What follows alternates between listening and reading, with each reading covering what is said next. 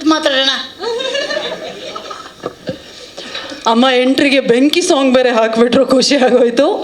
August 1ಕ್ಕೆ release ಆಗ್ತಾ ಇದೆ. ಎಸ್, ಕ್ಯಾಮ್ರಾ ನೋಡ್ಕೊಂಡು ಮಾತಾಡ್ಬೇಕಂತೆ ಹರೀಶ್ ರಸೂಲ್. ತುಂಬ ಖುಷಿಯಾದ ವಿಷಯ ಏನಂದರೆ ನೀವೆಲ್ಲರೂ ಬಂದಿರೋದು. ಫಸ್ಟ್ ಆಫ್ ಆಲ್ ನಾವು ನಿಮ್ಮನ್ನು ಇಷ್ಟು ಜನ ಒಟ್ಟಿಗೆ ನೋಡ್ತಾ ಇರೋದು ತುಂಬ ಖುಷಿ. ಫಸ್ಟ್ ಟೈಮ್ ನಾನು ನಿಮ್ಮನ್ನು ಇಷ್ಟು ಜನನ ನಾನು ನೋಡ್ತಾ ಇರೋದು, ನಾನು ಹುಟ್ಟಾಗಿಂದ ಇವತ್ತೇ ನೋಡ್ತಾ ಇರೋದು. ಅದು ತುಂಬ ಖುಷಿಯಾದ ವಿಷಯ. ಇದೇ ಥರ August 1ಕ್ಕೆ ನಮ್ಮ ಸಿನಿಮಾನ ಗೆದ್ದು ಮತ್ತೆ ಒಂದು ಪಾರ್ಟಿ ಮಾಡೋಣ, ಅವಾಗೆಲ್ಲರೂ ಇನ್ನೂ ಖುಷಿಯಾಗೋಣ. ಇದು ಒಂದು ಐಡಿಯಾದಲ್ಲಿದ್ದೀವಿ, ಜನ ಹೆಂಗೆ ತಗೋತಾರೋ ಏನೋ ಅಂತ ಒಂದು ಭಯದಲ್ಲಿದ್ದೀವಿ. ಖಂಡಿತ ನಮ್ಮ ಆಡಿಯನ್ಸ್ ಕೈ ಬಿಡಲ್ಲ ಅನ್ನೋ ನಂಬಿಕೆ ಇದೆ.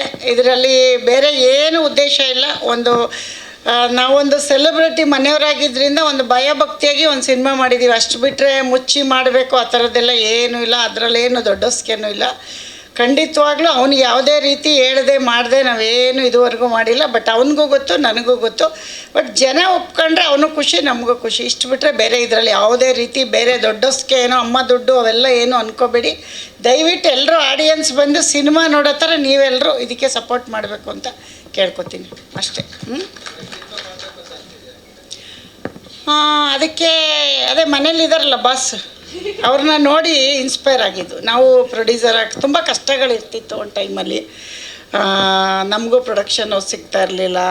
ಸಿಕ್ಕಿದರೆ ಸರಿಯಾಗಿ ಅವಕಾಶಗಳು ಏನೆಲ್ಲ ಇರುತ್ತಲ್ಲ, ಅದು ಒಂದು ಮತ್ತೆ ಹೇಳೋಣ ಒಂದು ದಿವಸ. ಒಂದು ತುಂಬ ಒಳ್ಳೆ ಗೆದ್ವಿ ಅಂದಮೇಲೆ ಹೇಳೋಣ. ಈ ಒಂದು ಪಿಕ್ಚರ್ಗಲ್ಲ, ನಾವು ತುಂಬ ದೂರ ಹೋದ್ಮೇಲೆ ಹೇಳೋಣ. ಇವತ್ತು 25 ವರ್ಷ ಆದಮೇಲೆ ನಿಮಗೆ ರಾಕಿಂಗ್ ಸ್ಟಾರ್ ಅಂತ ಕಾಣಿಸ್ಕೊಂಡಿದ್ದಾರೆ. ಅದ್ರ ಹಿಂದೆ ಪಟ್ಟಿರೋ ಕಷ್ಟಗಳು ಯಾರಿಗೂ ಕಾಣಲ್ಲ. ಹಂಗಾಗಿ ಅದೆಲ್ಲ ನಿಧಾನಕ್ಕೆ ಮಾತಾಡೋಣ. ಇವಾಗ ಸಿನಿಮಾ ಮಾಡೋಕ್ಕೆ ಯಶಿಂದನೇ ನನಗೂ ಇನ್ಸ್ಪಿರೇಷನ್. ಅಂದರೆ ಅಲ್ಲಿ ಬರಲಿಲ್ಲ ಅಂದರೆ ನಮಗೆ ಗೊತ್ತಾಗಿಲ್ಲ, ಬಟ್ ಬಂದಮೇಲೆ ಗೊತ್ತಾಗಿದೆ. ಈ ವಾತಾವರಣ ನೋಡಿ ಅಲ್ವಂದ್ರೆ ಎಲ್ಲ ಕಲಿಯೋದು. ಗಾದೆ ಹೇಳ್ತಾರೆ ಗೊತ್ತಾ, ಸಾವಸ್ತಿಂದ ಏನೋ ಕೆಟ್ಟ ಅಂತ. ಹಂಗೆ ನಾವು ಅಲ್ಲಿಂದನೇ ಬಂದು ಅಲ್ಲೇ ವಾತಾವರಣ ಎಲ್ಲ ಕಲ್ತಿರೋದು. ಬಟ್ ಅವನಿಂದ ತುಂಬ ಕಲ್ತಿದ್ದೀವಿ ನಾವು. ಅವನು ಮನೇಲಿ ಯಾವ ರೀತಿ ನಮಗೆಲ್ಲ ಗೈಡ್ ಮಾಡ್ತಿದ್ದ, ಅಂದರೆ ಯಾವಾಗಲೂ ಸಿನಿಮಾ ಬಗ್ಗೆ ಅವನಿಗಿರೋ ಫ್ಯಾಷನ್ ಎಲ್ಲ ನೋಡಿ ಕಲ್ತಿದ್ದೀವಿ. ಅದು ಬಿಟ್ಟರೆ ಬೇರೆ ಏನಿಲ್ಲ. ನಮಗೂ ಎಲ್ಲ ಒಂದು ಕಡೆ ನಾವು ಮಾಡ್ಬೋದು, ಮಾಡೋಣ ಅಂತ ಒಂದು ಆಸೆ ಬಂತು, ಮಾಡಿದ್ದೀವಿ ಅಷ್ಟೆ. ಮಾಡಬಾರ್ದ ನಾನು ತುಂಬ ಸಿಂಪಲ್ಲು. ನಾನು ಒಂದು ಅಂಗಡಿಗೆ ಹೋಗಿ ನೀವು 100 ಸೀರೆ ಇಟ್ಟು ಟಕ್ಕಂತ ಒಂದು ಸೀರೆ ಎತ್ಕೊಂಡ್ಬಿಡ್ತೀನಿ. ತುಂಬ ತುಡ್ಕಲ್ಲ.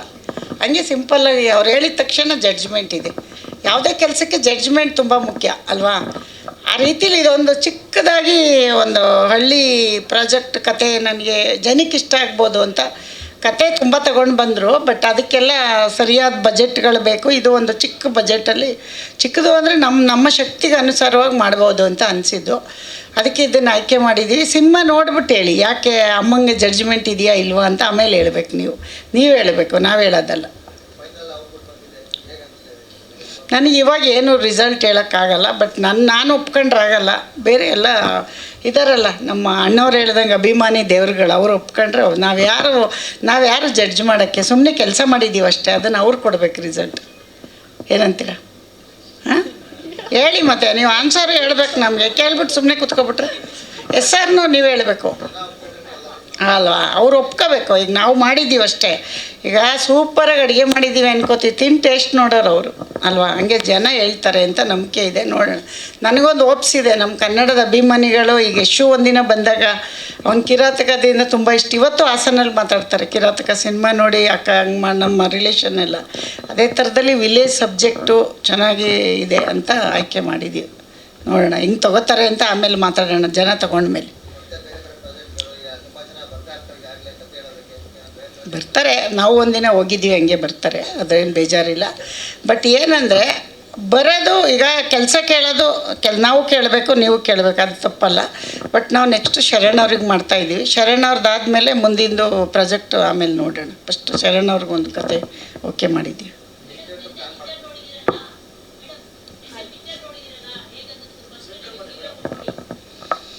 ನಾನು ಅಷ್ಟೊಂದು ಜಡ್ಜ್ಮೆಂಟ್ ಕೊಡೋಷ್ಟು ದೊಡ್ಡವಳಿಲ್ಲ. ಬಟ್ ನಮ್ಮ ಕೂಸು ನಮಗೆ ಚೆನ್ನಾಗಿರುತ್ತೆ, ಅದು ನಾನು ಹೇಳ್ಬಾರ್ದು, ನೀವೆಲ್ಲ ಹೇಳಬೇಕು ಅಂತಲೇ ನಾನು ಇವತ್ತವರೆಗೂ ನನಗೆ ಒಂದು ಏನೋ ಒಂದು ತಕ್ಕಮಟ್ಟಿಗೆ ಒಂದು ಆಯ್ಕೆ ಮಾಡಿದ್ದೀವಿ ಅಂತ ಒಂದು ಇದೆ.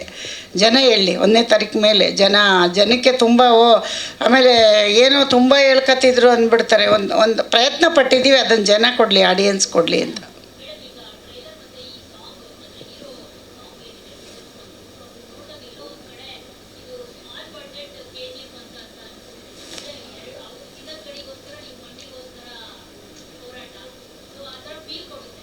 ಹೌದಾ? ತುಂಬ ಅಲ್ಲ, ನೀವು ಹಂಗೆ ಅನ್ಕೊಂಡ್ರೆ ಒಳ್ಳೇದೇನೆ. ಬಟ್ ಅವರಷ್ಟು ಚಿನ್ನ ತೆಗಿಯೋಕ್ಕಾಗದಿದ್ರು ಮಣ್ಣಾರು ತೆಗ್ದಿದ್ದೀವಲ್ಲ, ಅಷ್ಟೇ ಅಲ್ವಾ? ಚಿನ್ನಕ್ಕೆ ಬೆಲೆ ಜಾಸ್ತಿ, ಮಣ್ಣು ಈಸಿಯಾಗಿ ಎಲ್ಲಿ ಬೇಕಾದ್ರೂ ನಮ್ಮನೆ ತೋಟದಲ್ಲೂ ಸಿಗುತ್ತಲ್ಲ. ಹಂಗಾಗಿ ನಮ್ಮ ಪ್ರಯತ್ನ ನಾವು ನಮ್ಮ ತಕ್ಕ ಮಟ್ಟಿಗೆ ಮಾಡಿದ್ದೀವಿ ಅನ್ಕೋಬೋದೇನು.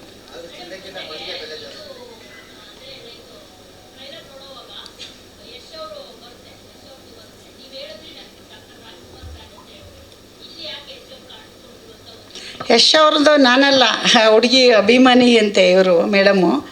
ಸಿನಿಮಾದಲ್ಲಿ ಮಾತುಕತೆ ಆಗ್ಬೇಕಾದ್ರೆ ಡೈರೆಕ್ಟ್ರ್ ಹತ್ರ ಡಿಸ್ಕಷನ್ ಮಾಡಿದ್ರಂತೆ ಯಾರನ್ನ ಹಾಕೋದು ಅಂತ. ಅವಾಗೇನು ಗೊತ್ತೇ ಇಲ್ಲ ಅವ್ರಿಗೆ ನಮ್ಮ ಪ್ರಾಜೆಕ್ಟ್ ಅಂತ. ಇವರೆಲ್ಲ ಸೇರಿ ಇಲ್ಲ ಯಶ್ ಅವ್ರದ್ದು ಹಾಕೋಣ ಅಂದ್ಬಿಟ್ಟು ಹಾಕಿರೋದು. ಬಟ್ ಹಾಕುವಾಗ ನಾನು ಬೇಡ ಅನ್ನೋಕ್ಕಾಗಲ್ವಲ್ಲ, ಹಾಕ್ಲಿ ಬಿಡಿ ಅಂತ ಹೇಳಿ ಹಾಕ್ಸಿದ್ದೀವಿ ಅಷ್ಟೆ. ಇವಾಗಿನ ಟ್ರೆಂಡಲ್ಲಿ ಹೀರೋ ಇದ್ದಾರೆ ಅಂತ ಅಂದ್ಕೊಂಡಿದ್ದೀವಿ ಅಷ್ಟೆ. ಏನು ಹೇಳಿ? ಅದನ್ನು ನಾನು ಹೇಳ್ತೀನಿ, ಇದೆಲ್ಲ ಮುಗೀಲಿ ಆಮೇಲೆ ಹೇಳ್ತೀನಿ. ಬಜೆಟ್ ಮಾತಾಡೋ ಜಾಗ ಅಲ್ವೇ ಅಲ್ಲ ಇದು. ಏನಂತೀರ? ನಮ್ಮ ಡೈಲಾಗ್ ಅದು ಅಲ್ಲ. ಬಜೆಟ್ ಇಲ್ಲಿ ಮಾತಾಡೋದು ಜಾಗ ಅಲ್ವೇ ಅಲ್ವಲ್ಲ. ಅದೆಲ್ಲ ಹೇಳೋದು ಕೂತ್ಕೊಂಡು ಒಂದ್ಸರಿ ಲೆಕ್ಕ ನೋಡ್ತೀನಿ, ಆಮೇಲೆ ಹೇಳ್ತೀನಿ.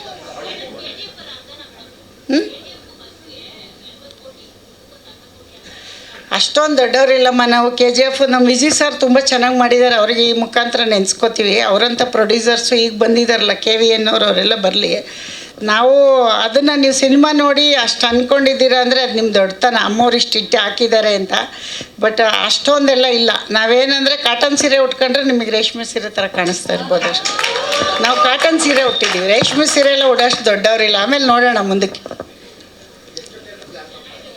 150, 150.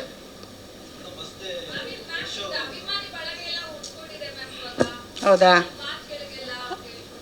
ಒಳ್ಳೇದಲ್ವಮ್ಮ? ಎಲ್ಲರೂ ಬೇಕು ಅಂತ ಏನೇನೋ ಮಾಡ್ತಾರೆ. ನಮಗೆ ಪಾಪ ಬರೀ ಮಾತಾಡಿದ್ಕೆ ಉಟ್ಕೊಂಡವ್ರೆ ಅಂದರೆ ನಾವು ಖುಷಿ ಪಡಬೇಕಲ್ವ? ಏನೇನೋ ಮಾಡ್ತಾರೆ ದಿನ ಬೆಳಗಾದರೆ ಪಾಪ ಜನ. ನಾವು ಸುಮ್ಮನೆ ಒಂದು ಪ್ರೆಸ್ ಮೀಟಲ್ಲಿ ನೀವು ಅಷ್ಟೊಂದು ನಮ್ಮನ್ನು ತೊಗೊಂಡೋಗಿದ್ದೀರಾ ಅಂದರೆ ಖುಷಿ ಪಡೋ ವಿಷಯ ಅಲ್ವೇನಮ್ಮ? ಹಾಂ, ಯಶೋಧ ಪೂಜಾರಿ ಅಲ್ವಾ? ಬಾಬಾ ನನಗೆ ಗೊತ್ತು, ಬಾ ನೀನು ಬಾ, ಎಲ್ಲ ಹೋಗ್ತೀಯ.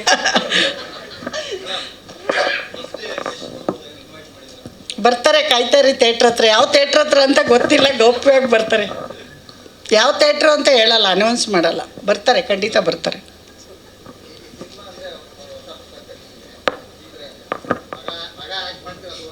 ಹೊಸ ಪ್ರಪಂಚ ಅಲ್ಲ ರೀ. ಮುಂದೆ ಒಂದು ತಿಳ್ಕೊಳ್ಳಿ, ಒಂದು ಮುಂದೆ ಒಬ್ರು ಯಾರೋ ಹೋಗ್ತಾ ಇದ್ದಾರೆ ಅಂದರೆ ಹಿಂದೆ ನಾವು ಸಾಕಷ್ಟು ಕಷ್ಟಪಟ್ಟಿರ್ತೀವಿ. ಸ್ಕ್ರೀನ್ ಮುಂದೆ ಬಂದರೆ ಮಾತ್ರ ಅಲ್ಲ, ಇದ್ರ ಹಿಂದೆ ಎಷ್ಟು ಟೆಕ್ನಿಷಿಯನ್ ಕೆಲಸ ಮಾಡಿದ್ದಾರೆ ಕಾಣೋದು ನಮ್ಗೆ ಯಾರು ಹೇಳಿ? ಆ್ಯಕ್ಟ್ರ್ ಮಾತ್ರ. ಅದ್ರ ಹಿಂದೆ ಟೀ ಕೊಡೋ ಹುಡುಗನಿಂದ ಕಷ್ಟಪಟ್ಟಿರ್ತಾನೆ. ಹಂಗೆ ಮನೇಲಿ ನಾವು ತುಂಬ ಕಷ್ಟಪಟ್ಟಿದ್ದೀವಿ. ಆ ಕಷ್ಟ ಇಲ್ಲಿ ಹೇಳೋಕ್ಕಾಗಲ್ಲ. ಅದನ್ನು ಒಂದ್ಸರಿ ಹಿಸ್ಟ್ರಿ ಮಾಡೋಣ. ನಾವೇನು ಕಷ್ಟಪಟ್ವಿ, ನಾವು ಹೆಂಗೆ ಬಂದ್ವಿ, ನಾವು ಯಾವ ಥರ ಈ ಸಿನಿಮಾ ರಂಗಕ್ಕೆ ಕಷ್ಟಪಟ್ಟು ಇವತ್ತು ಯಶಾಗಿದ್ದಾನೆ ಅಂತ ಅದು ಆಮೇಲೆ ಹೇಳೋಣ. ಬಟ್ ಹೊಸ್ತಂತೂ ಅಲ್ಲ, ನಮಗೆ ಬಂದು 25 ವರ್ಷ ಆಯಿತು. ಯಶ್ ಬಂದಾಗಲೇ ಹಿಂದೆನೇ ಬಂದುಬಿಟ್ವಿ. ನಾವು 2,000 ರೂಪಾಯಿ ಮನೆ ಬಾಡಿಗೆ ಮಾಡ್ಕೊಂಡು ಅವ್ನು ಹಿಂದೆನೇ ಇದ್ವಿ. ಮೈಸೂರಲ್ಲಿ ದೊಡ್ಡ ಮನೇಲಿದ್ವಿ, ಆಮೇಲೆ ಚಿಕ್ಕದು ಒಂದು ಸಿಂಗಲ್ ರೂಮಲ್ಲಿದ್ವಿ. ಯಾಕೆ ಹೇಳಿ? ಈ ಮಟ್ಟಕ್ಕೆ ಬರೋಕ್ಕೆ ಯಶು. ಅದರಿಂದ ನಮ್ಮ ಶ್ರಮ ಇದೆ. ನಮ್ಮ ಸ್ಟೋರಿ ಕೇಳಿದ್ರೆ ನೀವು ಹಿಸ್ಟ್ರಿ ಬುಕ್ ಮಾಡ್ಬೋದು, ಆಮೇಲೆ ಹೇಳೋಣಂತೆ. ಈಗ ಬೇಡ, ಆಯಿತಾ?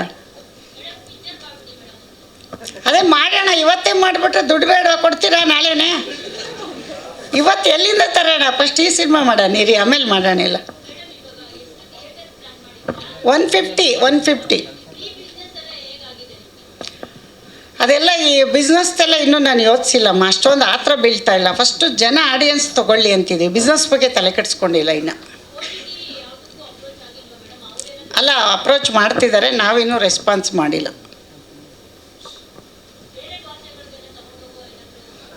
ಬೇರೆ ಭಾಷೆಗೆ ಇಲ್ಲಿ ನಮ್ಮವ್ರು ಒಪ್ಕೊಂಡ ಮೇಲೆ ಪ್ಲ್ಯಾನ್ ಇದೆ. ಫಸ್ಟ್ ಇಲ್ಲಿ ನಮ್ಮವ್ರು ಹೇಗೆ ತೊಗೊಳ್ತಾರೆ ನೋಡ್ಬಿಟ್ಟು ಆಮೇಲೆ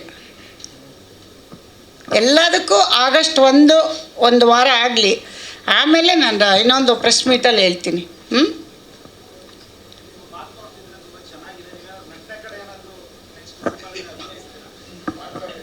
ನಟನೆ, ಇದೇ ನಟನೆ. ಈಗ ಮಾತಾಡ್ತಿದ್ವಲ್ಲ, ಇದನ್ನೇ ನೀವು ನಟನೆ ಅನ್ಕೋಬೋದು. ಅಲ್ಲ, ನೀವು ಹೇಳ್ತಾ ಇರೋದು ನಟನೆ ಮಾಡೋಕ್ಕೆ ಬರಲ್ಲ ನಮಗೆ, ನೀವು ಅಂದ್ಕೊಂಡಿದ್ದೀರ. ಸುಮ್ಮನೆ ಮಾತಾಡಿದ ತಕ್ಷಣ ನಟರಿಗೆ ಅದೊಂದು ವ್ಯಾಲ್ಯೂ ಇದೆ. ಅದನ್ನೆಲ್ಲ ಅಷ್ಟು ಈಸಿಯಾಗಿ ನಟನೆ ಮಾಡೋಕ್ಕಾಗಲ್ಲ. ಮಾತು ಬೇರೆ, ನಟನೆ ಬೇರೆ. ನನಗೂ ಎಷ್ಟು ಬಂದ ಮೇಲೆ ಗೊತ್ತಾಗಿದೆ ಇಷ್ಟೊಂದು ಕಷ್ಟನ ನಟನೆ ಮಾಡೋದು ಅಂತ. ಅದಕ್ಕೆ ಆದ ಪ್ರಿಪ್ರೇಷನ್ ಎಲ್ಲ ಅವ್ರು ಎಷ್ಟು ಕಷ್ಟಪಡ್ತಾರೆ. ಅಷ್ಟು ಈಸಿ ಇಲ್ಲ ನಟನೆ ಮಾಡೋದು. ನಾವೇನೋ ಒಂದು ಸಣ್ಣ ಪ್ರಯತ್ನ ಮಾಡಿ ಪ್ರೊಡ್ಯೂಸರ್ ಆಗಿದ್ದೀವಿ, ಅದಕ್ಕೆ ಆಶೀರ್ವಾದ ಮಾಡಿ ಸಾಕು.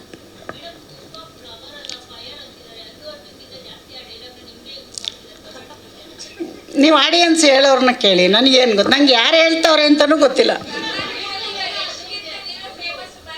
ಹೌದಾ? ಇರು ನಿಂಗೆ ಮಾಡ್ತೀನಿ. ಅವಳಲ್ಲ ಯಶೋಧ ಪೂಜಾರಿ ಅಲ್ಲಮ್ಮ. ಅವನೆಲ್ಲಿ ನಾನೆಲ್ಲಿ, ಅವನು ಎಷ್ಟು ಹೆಸರು ಮಾಡಿದ್ದಾನೆ.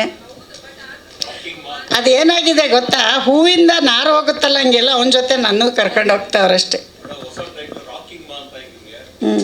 ಅದು ಮೊದಲಿಂದ ಕರೀತಾರೆ ಬಿಡಿ, ಮನೆಯಲ್ಲೆಲ್ಲ ಮಕ್ಕಳೆಲ್ಲ ಕರೀತಾರೆ. ನನ್ನ ನಮ್ಮ ಮನೆ ಕೆಲಸದ ಹುಡುಗರೆಲ್ಲ ಬಾಸ್ ಅಂತಿದ್ರು ನನಗೆ. ಈಗ ಯಶಿಗೆ ಬಾಸ್ ಅಂತಾರೆ, ಅದು ಮಾಮೂಲಿ ಇರುತ್ತೆ. ಈಗ ಗೊತ್ತಾಗಿದೆ ನಿಮಗಷ್ಟೇ. ಅಷ್ಟೇ ಏನಿಲ್ಲ. ಟ್ಯಾಲೆಂಟ್ ಅಲ್ಲ ಅದು, ಸುಮ್ಮನೆ ಈ ಥರ ಮಾತಾಡಿದ್ದನ್ನೇ ಅಂದ್ಕೊಂಡು. ಟ್ಯಾಲೆಂಟ್ ಅಂದರೆ ಬೇರೆ ಇರುತ್ತೆ ಬಿಡಿ, ಹಾರ್ಡ್ ವರ್ಕ್. ಆಮೇಲೆ ಆರ್ಟಿಸ್ಟ್ ಎಲ್ಲ ಬೈಕತ್ತಾರೆ ನಾನು. ಇಲ್ಲ ಬರೋದೇ ಹೆಂಗೆ ಸರ್, ಮಾತಾಡೋಕ್ಕೆ ಬರಲ್ಲ. ನಾವು ಹಾಸನ ಕಡೆಯವರಲ್ವಾ, ನಮಗೆ ತುಂಬ ನಯವಾಗಿ ಮಾತಾಡೋಕ್ಕೆ ಬರಲ್ಲ, ಅಂದರೆ ಸ್ಮೂತಾಗಿ ಬರಲ್ಲ. ನಾವು ಹಳ್ಳಿ ಭಾಷೆ ಇರೋದೇ ಹಿಂಗೆ ನಮ್ಮದು.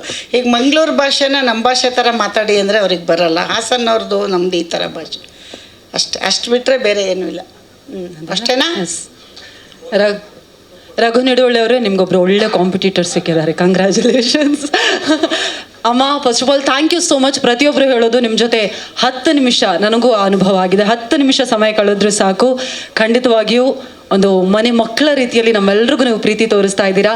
ನಿಮ್ಮ PA ಪ್ರೊಡಕ್ಷನ್ಸ್ ಮೂಲಕ ಸಾವಿರಾರು ಸಿನಿಮಾಗಳು ಬರಲಿ, ನಮ್ಮ ಕನ್ನಡ ಚಿತ್ರರಂಗಕ್ಕೆ ಒಳ್ಳೆ ದಾರಿದೀಪ ಆಗಲಿ.